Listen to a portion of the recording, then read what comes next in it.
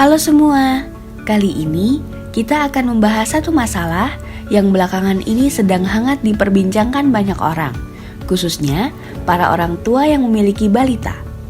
Ya, stunting. Sebenarnya, apakah stunting itu?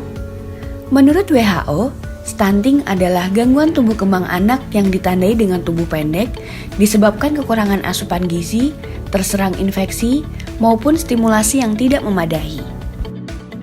Sedangkan menurut UNICEF, stunting didefinisikan sebagai persentase anak-anak usia 0 sampai 59 bulan dengan tinggi badan di bawah -2, stunting berat dan sedang, dan -3 stunting kronis.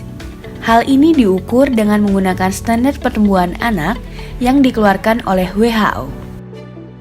Bagaimana angka kejadian stunting di Indonesia? Prevalensi stunting di Indonesia berdasarkan hasil pemantauan status gizi pada tahun 2016 mencapai 27,5%. Padahal menurut WHO, masalah kesehatan masyarakat dapat dianggap kronis bila prevalensi stunting lebih dari 20%. Artinya, secara nasional masalah stunting di Indonesia tergolong kronis. Terlebih lagi, di 14 provinsi yang prevalensinya melebihi angka nasional. Kemudian, dampak apa saja yang mungkin ditimbulkan oleh stunting? Stunting berpotensi memperlambat perkembangan otak, dengan dampak jangka panjang berupa keterbelakangan mental, rendahnya kemampuan belajar, dan resiko serangan penyakit kronis seperti diabetes, hipertensi, hingga obesitas. Lalu, faktor apa saja yang dapat meningkatkan resiko terjadinya stunting? Stunting disebabkan oleh faktor multidimensi dan tidak hanya disebabkan oleh faktor gizi buruk yang dialami oleh ibu hamil maupun anak balita. Secara lebih detail, beberapa faktor yang meningkatkan resiko terjadinya stunting sebagai berikut. 1. Praktik pengasuhan yang kurang baik, termasuk kurangnya pengetahuan ibu mengenai kesehatan dan gizi sebelum dan pada masa kehamilan, serta setelah ibu melahirkan. Beberapa fakta dan informasi yang ada menunjukkan jumlah bayi 0 sampai 6 bulan yang mendapatkan air susu ibu secara eksklusif dan bayi 6 sampai 24 bulan menerima makanan pendamping air susu ibu masih belum optimal. MPASI mulai diperkenalkan ketika balita berusia di atas 6 bulan. Selain berfungsi untuk mengenalkan jenis makanan baru pada bayi, MPASI juga dapat mencukupkan kebutuhan nutrisi tubuh bayi yang tidak lagi disokong oleh ASI, serta membentuk daya tahan tubuh dan perkembangan sistem imunologis terhadap makanan maupun minuman. 2. Masih belum optimalnya akses layanan kesehatan termasuk antenatal care, pelayanan kesehatan untuk ibu selama masa kehamilan, postnatal care, pelayanan kesehatan untuk ibu setelah bersalin. Ibu hamil harus rutin memeriksakan kehamilannya ke tenaga kesehatan agar bisa memantau perkembangan janinnya. Begitu pula ibu pasca melahirkan dengan rutin melakukan pemeriksaan pada masa nifas akan meningkatkan pemahaman ibu tentang perawatan bayi yang baik. 3. Masih kurangnya akses rumah tangga atau keluarga ke makanan bergizi.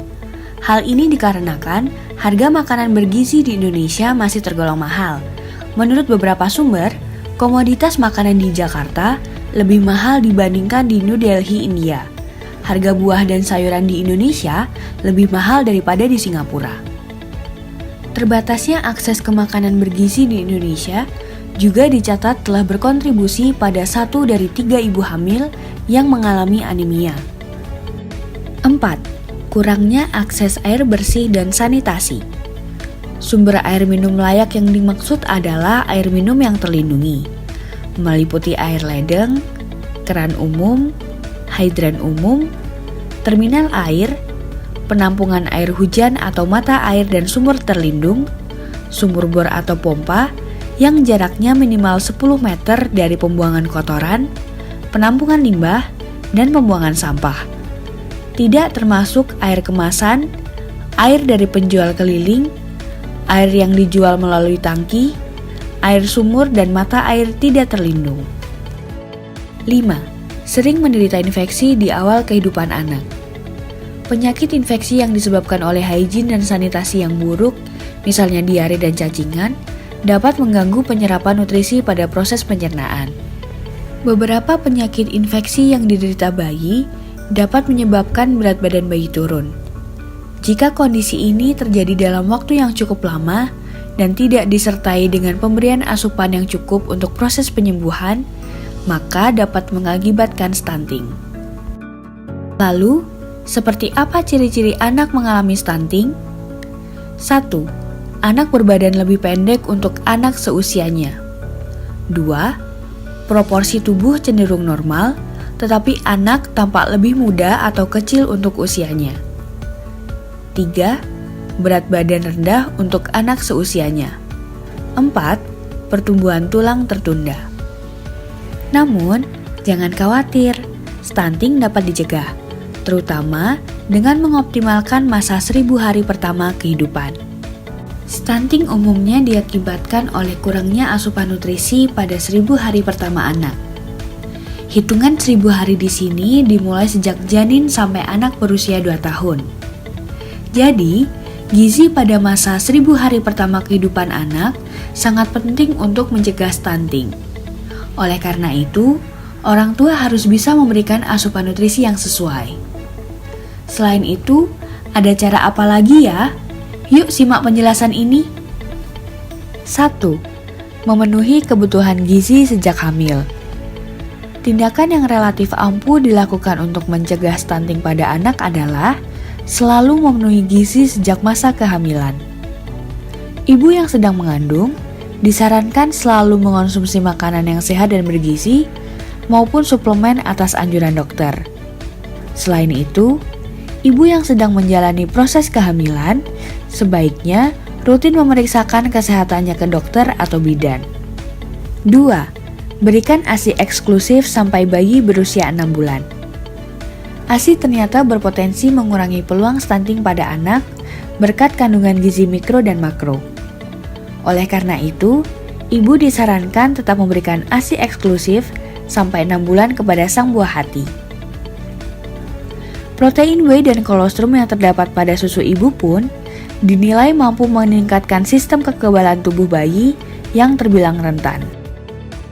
3. Memberikan MPASI sehat dengan tetap melanjutkan ASI hingga usia 2 tahun. Ketika bayi menginjak usia 6 bulan ke atas, maka ibu sudah bisa memberikan makanan pendamping atau MPASI. Dalam hal ini, pastikan makanan yang dipilih bisa memenuhi gizi mikro dan makro yang sebelumnya selalu berasal dari ASI untuk mencegah stunting. WHO pun merekomendasikan fortifikasi atau penambahan nutrisi ke dalam makanan. Di sisi lain, sebaiknya ibu berhati-hati saat akan menentukan produk tambahan tersebut. Konsultasikan dulu ke dokter. 4. Terus memantau tumbuh kembang anak. Orang tua perlu terus memantau tumbuh kembang anak mereka, terutama dari tinggi dan berat badan anak. Bawa si kecil secara berkala ke posyandu maupun klinik khusus anak. Dengan begitu, akan lebih mudah bagi ibu untuk mengetahui gejala awal gangguan dan penanganannya. 5. Selalu jaga kebersihan lingkungan. Seperti yang diketahui, anak-anak sangat rentan akan serangan penyakit, terutama kalau lingkungan di sekitar mereka kotor. Faktor ini pula yang secara tidak langsung meningkatkan peluang stunting.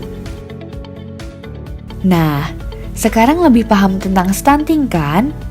Karena itu, yuk kita sama-sama cegah stunting dengan mengoptimalkan 1000 hari pertama kehidupan